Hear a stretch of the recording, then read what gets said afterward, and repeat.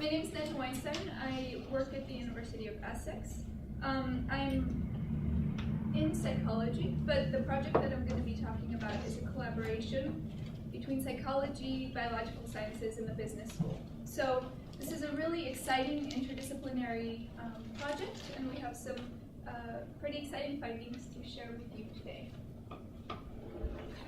So our project was focused on transition universities. What can we learn from transition universities? How can we apply them to other organizations, including the business context? And how are they expected to impact society and to impact things, big problems like global warming? So you guys have all seen charts like these, pretty scary things that show us that we are looking at kind of global increases in temperature over the coming years. So this is kind of a projection here of global warming. And we've all had these sort of kind of fear tactic numbers thrown at us. What we haven't seen so much publicly are projections like these kind of lines up here. So this is what we might expect if we don't do anything. But then really interestingly, we also see lines like these of what might occur if we do take action.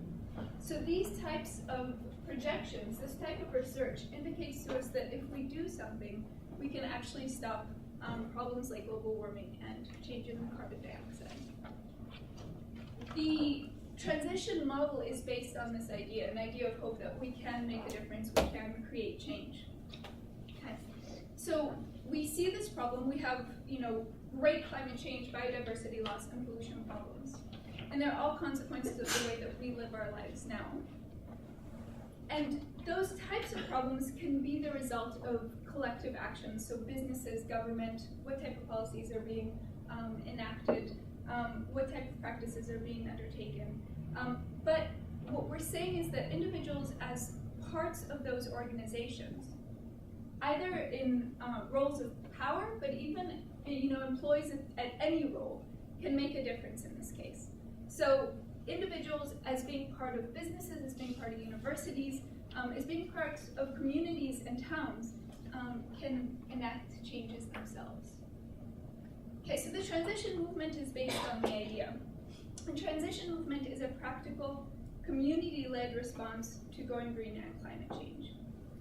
It's focused not on changing just behaviors, but it's focused on changing people's lifestyle, changing their approach to going green, changing the way that they do things from day to day. And it's not an individual thing. It's not something that we want one individual to do on their own, but rather it's something that is done as a collective, is done as a group. Groups of individuals working together to create change. Transition movements also address the psychological barriers to change. So rather than telling people, you should behave this way or you should behave this way because it'll be good for the environment, they actually investigate with people what are the blocks that you have from enacting these changes.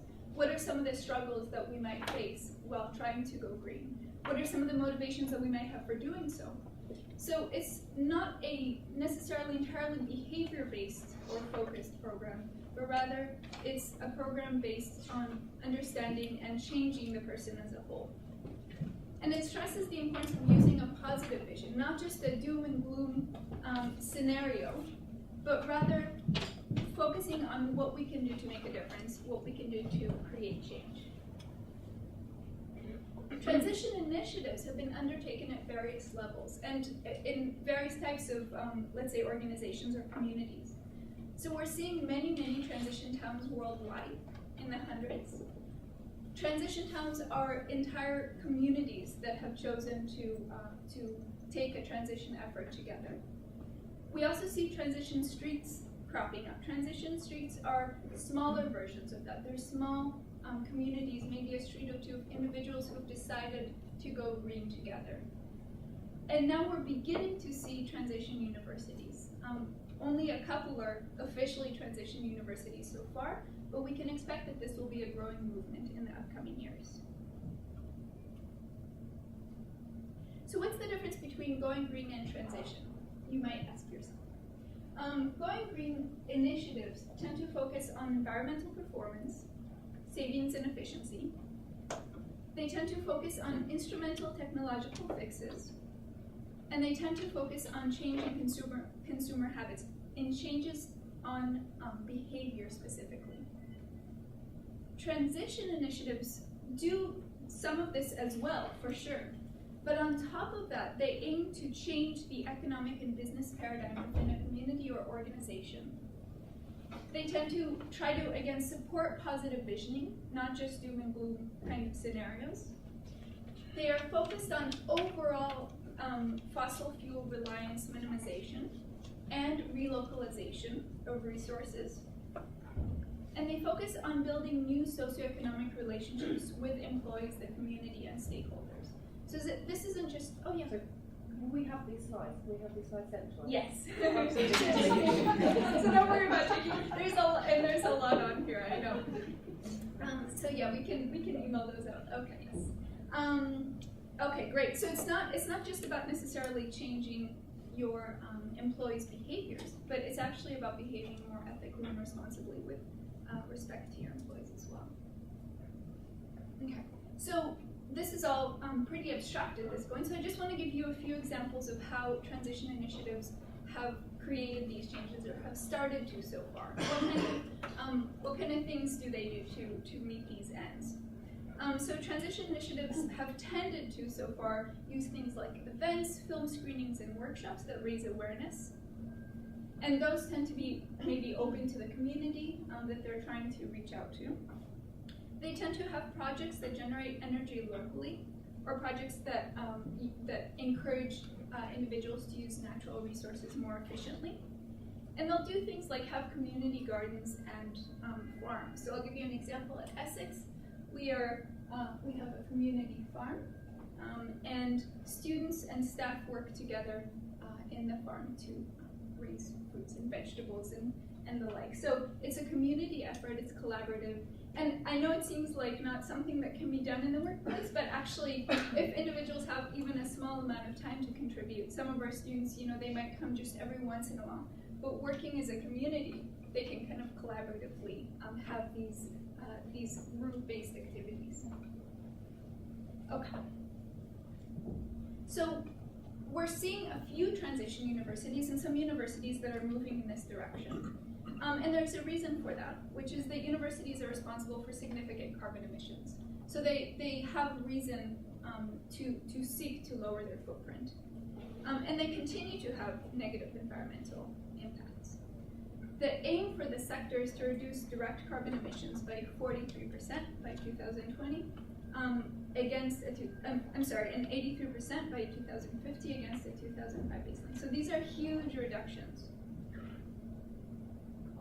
And why should they care to do this? So, okay, they have these aims and goals, but we also see very concretely that not going green can be very expensive.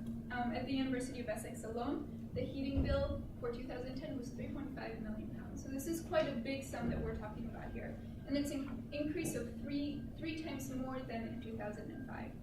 We see a lot of these expenditures having to do with things like heat and power, but we also see travel being a big cost to universities, and especially since universities now are increasingly trying to recruit individuals internationally. I'll be one example of that. So there's a lot of travel and air travel specifically involved. And things like paper and water use, which tend to be very high in these organizations and others. Another reason universities might care is because of student and staff satisfaction. So there's reason to believe that students and staff that are working or living in a community or organization that is going green might feel that they are doing more positive things for the environment, which research has shown has benefits for well-being.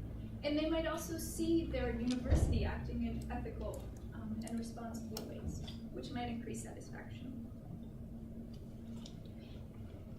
Businesses face the same types of challenges, right? So businesses face the Climate Change Act, which aims to reduce greenhouse gas emissions by 80% by the year 2050. And there's also a public emphasis on going green. the public is more critical now of businesses and more aware of the kind of portfolio that businesses have in terms of green behavior. And there's more of a social awareness about going green. So businesses are increasingly going green themselves, as I'm sure many of you know. But what we're hoping to do in this talk is to encourage businesses and encourage organizations more broadly to take it to the next level by adopting some of the practices and some of the ideas that are embodied in transition communities, in transition universities. And another way is by working with transition communities or transition universities. So there are two ways to kind of begin to take advantage of the type of concepts that are introduced in the transition idea. So this might be a little bit of a challenge, and a lot of psychological work has focused on pro-environmental behavior as a challenge more broadly. And it's raised issues in similar domains, so not quite in terms of in the transition context, but in other pro-environmental behavior research. We've seen that attitude and contextual supports might make a difference, but actually we've seen that often attitudes might have only short-term effects, and then they might be in a way suppressed when contexts don't support behavior. So in psychological research, we see a role both for attitudes and for context, and we see that things like contextual supports, which I'll talk about more later, make a big difference. We also see in similar contexts that structural barriers and costs can prevent people in acting in accord with their attitudes. And this has been a potential issue in transition initiatives as well. There's been critics that have said, do transition initiatives actually create behavior change? And they're not convinced that the evidence so far has shown that.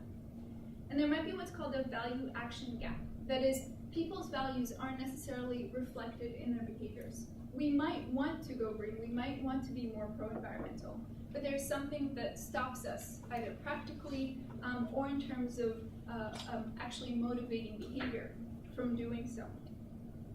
So in this project, we tried to begin to explore what motivational, attitudinal, and contextual factors help us to succeed, and maybe actually prevent us from succeeding in going green and transition initiatives. Our research was in two universities in the UK, and the reason had to do with the fact that at the time of the research, there were only two universities registered as transition universities in the UK. So these two represent the first efforts for universities to take a transition initiative. One was in Edinburgh and one was in Gloucestershire, which I practiced in quite a bit over the past couple of days. They're very different types of environments as well. So in Edinburgh, this initiative has been undertaken for some time, whereas in Gloucestershire, this is a new initiative. In both cases, the universities are founded by both students and staff working together. So when I think of that, what that means to me is that people at all levels of management work together. Both those who are in charge of policy change, that is staff members, and students who are day-to-day, are day-to-day part of university life, or a critical part of university life. Okay. Edinburgh was by far the larger of the two initiatives. And we used a qualitative approach to analyze our data, and we carried it out by seeking themes from interviews that were procured from staff and students who were involved. So we looked for essentially similarities and differences between different people's experiences. Why did we do that? Well, we did it for a number of reasons. First, by using a qualitative approach, we were able to more sensitively and accurately get at people's personal experiences, what their subjective experiences of the transition initiative were.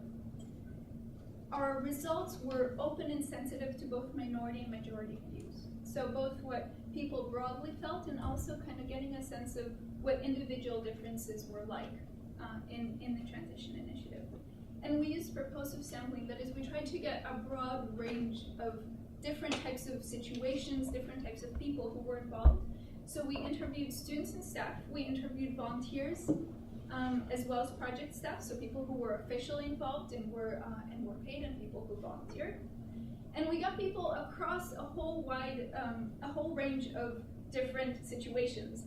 the pre-funded, the currently funded, the post-funded, and the never gotten funding before situation. So these are all different levels of support for a transition initiative. We asked them a whole bunch of questions, and I won't take you through all of them because we would be here for a while. But some of the ones that kind of popped out as being particularly useful for analyses were things like, what was your motivation to get involved? So how did you get involved in the first place? Please describe the activities that you have been involved in. So we talked about what they've actually practically done.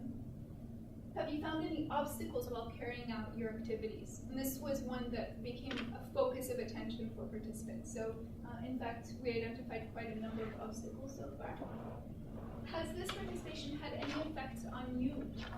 And is there anything that you would like to change about it in the future? So these are the types of questions we asked.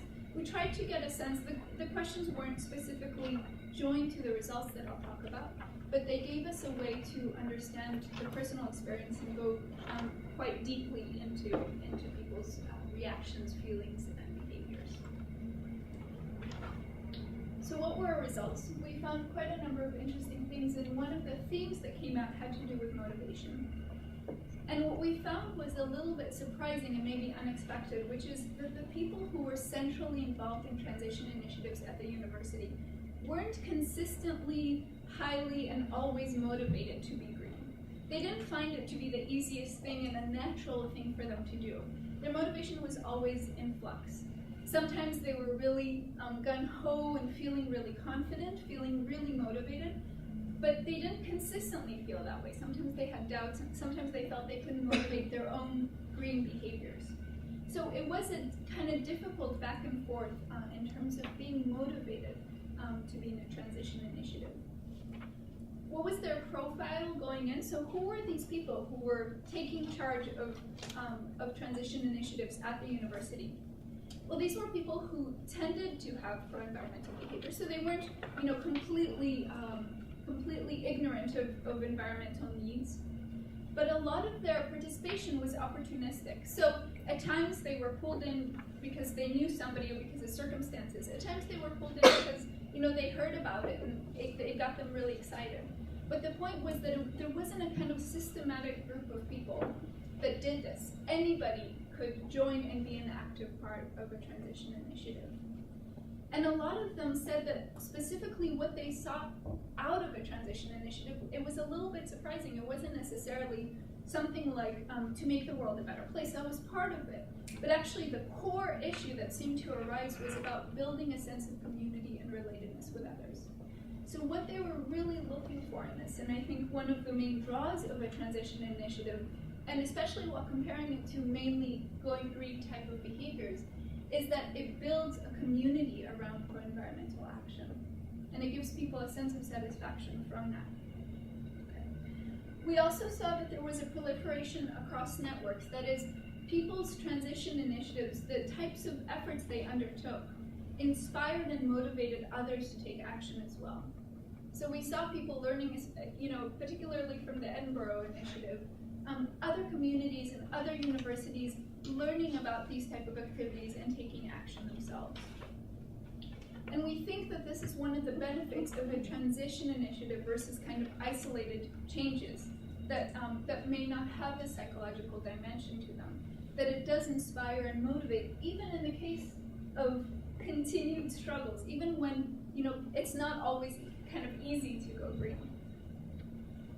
How people kind of perceived both themselves and others within this context. And attitudes came up quite frequently, so it was something that were on people's minds. And just like motivation sort of came in and out for participants, they also felt that they sort of fluctuated between a feeling or an attitude of apathy or pessimism versus having this positive vision. And in some way, the transition initiative did give them this positive vision, but it was not always solid. And they felt the same thing with the community, that the community sometimes could grab onto this positive vision, but it sort of came into struggle with attitudes like apathy and pessimism. They also felt that they came in conflict with norms in society. that others had, so there were perceptions that others had a sort of throwaway lifestyle, especially in a university context, that the student lifestyle is a throwaway lifestyle. We're used to, using and consuming a lot, and being responsible about what we do with that. And that this lifestyle in itself was something that they had to kind of fight against. And they also felt that others in their community weren't always open to change. So sometimes it was hard to introduce people to the idea of a transition initiative, that not everybody was receptive to it.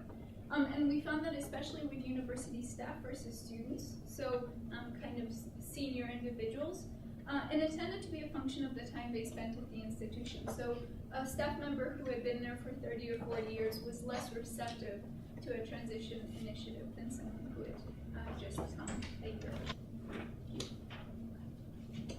Finally, we looked at contextual forces. So how did the community, how did the organization as a whole, and how did society support or create a barrier for these types of initiatives? And unfortunately, we found a lot of barriers here.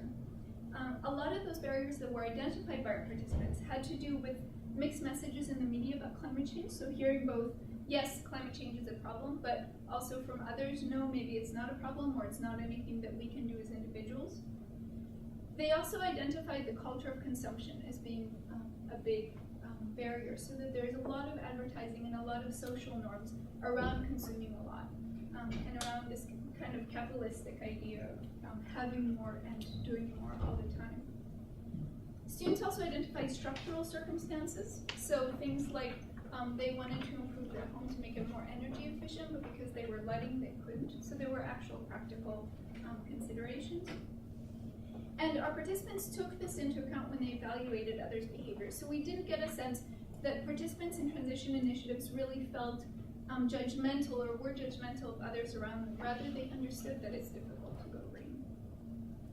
And they also struggled with some contextual forces as members of initiatives. So sometimes they felt that they didn't receive as much practical support to undertake transition initiatives as they would have liked. I'll talk more about that later. Okay. On a more positive note, despite all of these challenges, our participants identified a range of ways that being part of a transition initiative was really beneficial for them. They felt that being part of this initiative opened their minds and made them more open and receptive to ideas about environmental action, but also about being a community member. It encouraged them to be more proactive in general, so not just in the environmental context, but also apart from the environmental context. And it increased their own awareness about environmental issues. Besides that, they really got the sense that they were part of a community. So this, and I don't want to, I can't possibly highlight how important this part is, taking into account psychological research. That sense of relatedness and being part of kind of a shared goal has a lot of implications for psychological well-being, for health, and for satisfaction. And so the fact that our participants were able to feel that they were doing something together, not just fighting a fight on their own, this is a big difference from isolated individuals who are trying to go green. And we also saw not just individual changes, but changes at the society level, that one person's or one group's initiative actually motivated other organizations to make changes as well. We looked more broadly, so just stepping back, where are transition initiatives right now?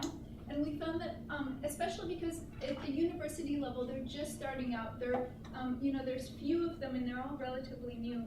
But right now, they're at a very early focus of mostly transmitting information in a passive way, or trying to raise awareness. So these are really great things, and they're important things, but they're a first step to a full transition initiative, which involves kind of lifestyle changes and things like that.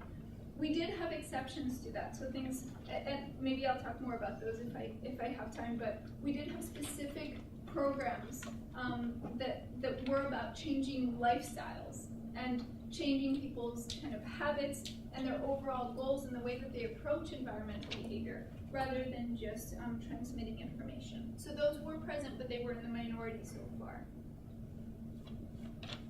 Okay. And we did find a few specific problems. So the overall problem problems that they've identified, the overall barriers had to do with practical limitations, particularly being part of a university context. So the transition movement aims to be a community-led initiative. It aims to be founded in that sort of grassroots movement. But the university is a fluid community. People come in and out. So people don't often stay long enough to continue to enact change over time. We also found that both students and staff felt that time pressures got in the way, and I'm sure in every organizational context that is going to be the case. So you always have work, studies, and so forth that come first. And we have to kind of integrate a green lifestyle into that. And some people did feel that they were reaching the usual suspects. They were preaching to the choir, they were only reaching those who cared about environmental action altogether, and they were interested in reaching out to the community more broadly. The second big problem that we identified, it was at the organizational level, and it was that once these transition initiatives get started, organizations tend to want to see results, right? So this is the way that they often operate.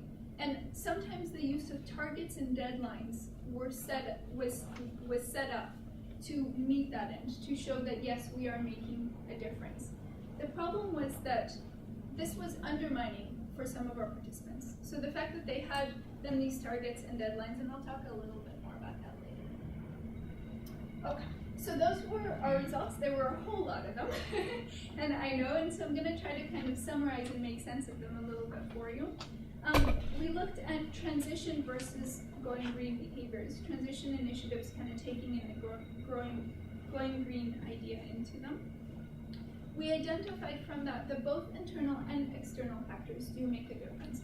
Attitudes do make a difference, motivation and values do make a difference, and we have to address those things and try to encourage those things when we adopt green behaviors. But external factors made a difference as well. So the context needs to be there, this framework for supporting individuals. We found that social norms, and especially perceived social norms, but the society and the community that we live in, this kind of culture of consumption, made a big difference. And we found that there were some structural and perceived barriers to behavior change. People wanted to be more green, but for some practical reason, they felt that it was difficult to do that. And so the overall result is it can be tough at first. So this is kind of our overall conclusion right here, I think. Said all very much more simply than I did.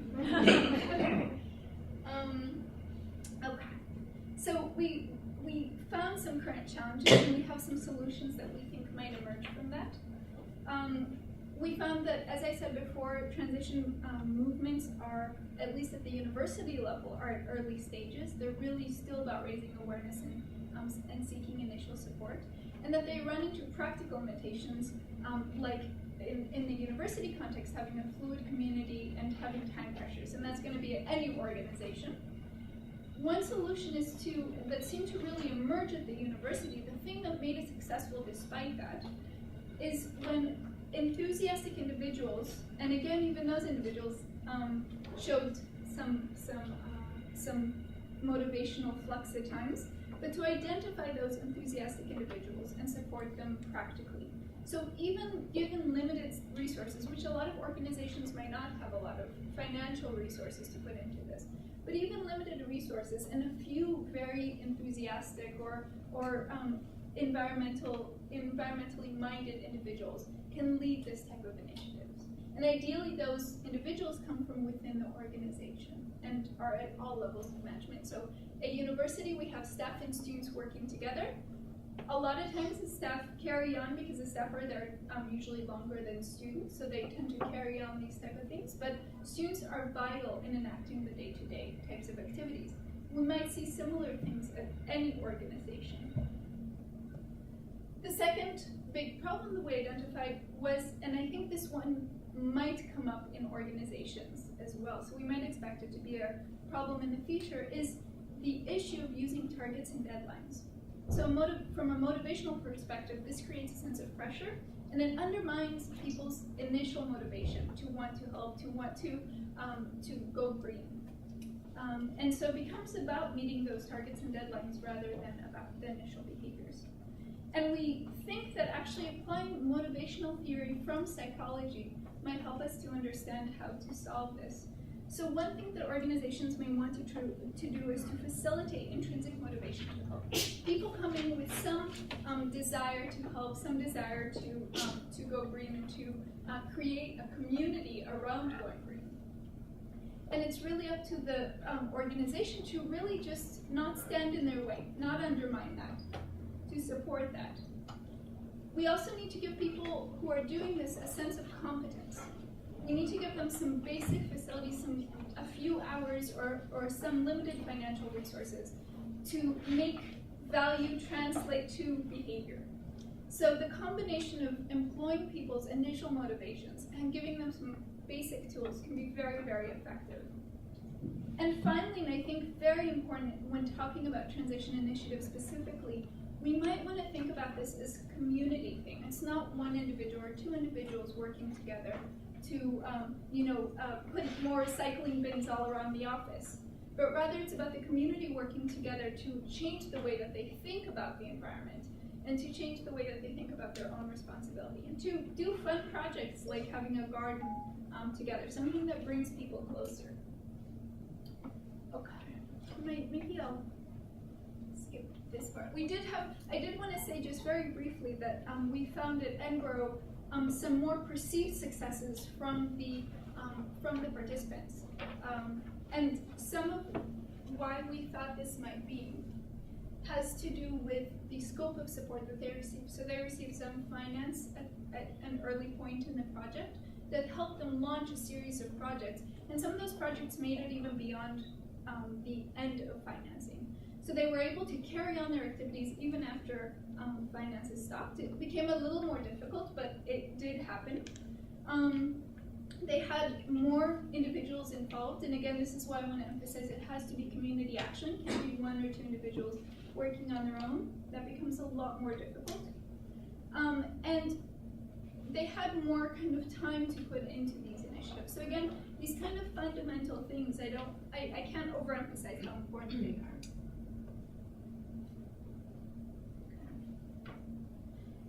So again, overall, the role of transition universities is to balance the provision of information with approaches that address current norms, values, and ambivalence. So we're not just trying to change behavior, we're trying to change the way people view and relate to the environment. We aim to create new social norms to not just change individuals, but change the way that we see consumption, the way that the society deals with consumption.